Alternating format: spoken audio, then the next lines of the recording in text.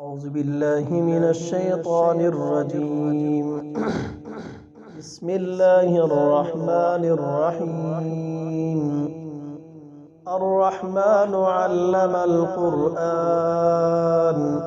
خلق الإنسان علمه البيان. الشمس والقمر بحسبان والنجم والشجر يسجدان والسماء رفعها ووضع الميزان ألا تطغوا في الميزان وأقيموا الوزن بالقسط ولا تخسروا الميزان والأرض وضعها للأنام فيها فاكهة والنخل ذات الأكمام والحب ذو العصف والريحان فبأي آلاء ربكما تكذبان خلق الإنسان من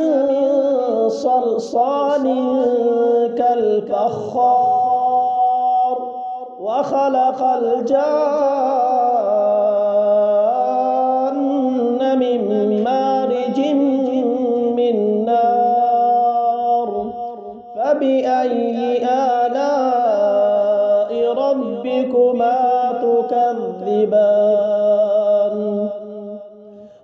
رب المشرقين ورب المغربين فبأي آلاء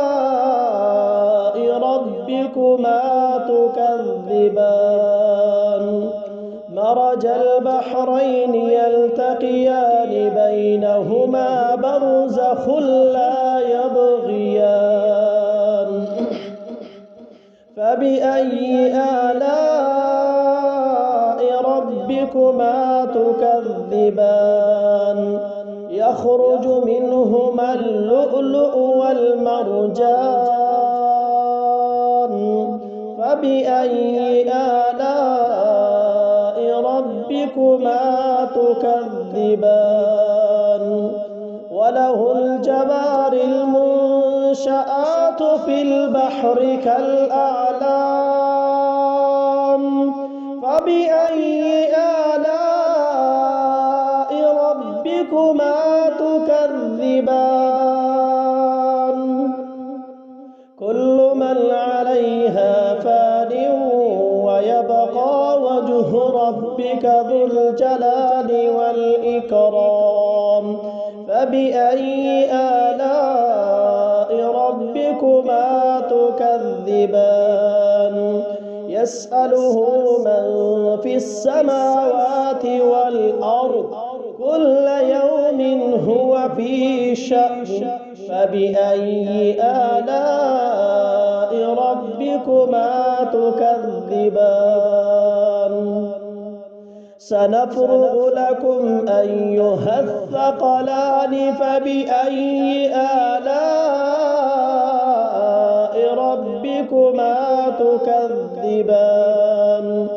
يا معشر الجن والإنس إن استطعتم أن تنفذوا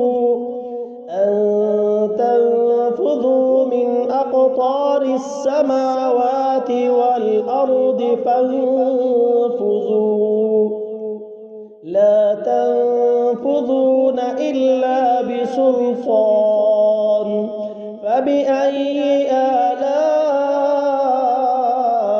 ربكما تكذبان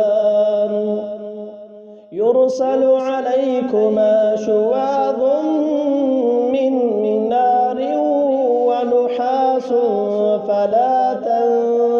تنتصران فبأي آلاء ربكما تكذبان فإذا انشقت السماء فكانت وردة كالدهان فبأي آلاء ربكما تكذبان فيومئذ لا يسأل عن ذنبه إنس ولا جان فبأي آلاء ربكما تكذبان يعرف المجرمون بسيماهم فيؤخذ بالنواصي والأقدام فبأي آلاء ربكما تكذبان هذه جهنم التي يكذب بها المجرمون يطوفون بينها وبين حميم آن فبأي آلاء ربكما تكذبان ولمن خاف مقام ربه جنتان فبأي آلاء ربكما تكذبان ذواتا أفنان فبأي آلاء ربكما تكذبان فيهما عينان تجريان فبأي آلاء ربكما تكذبان فيهما من كل فاكهة زوجان فبأي آلاء ربكما تكذبان متكئين على فرش بطائنها من استبرق وجنى الجنتين دان فبأي آلاء ربكما تكذبان فيهن قاصرات الطرف لم يطمثهن إنس قبلهم ولا جان فبأي آلاء ربكما تكذبان كأنهن الياقوت والمرجان فبأي آلاء ربكما تكذبان هل جزاء الإحسان إلا الإحسان فبأي آلاء ربكما تكذبان ومن دونهما جنتان فبأي آلاء ربكما تكذبان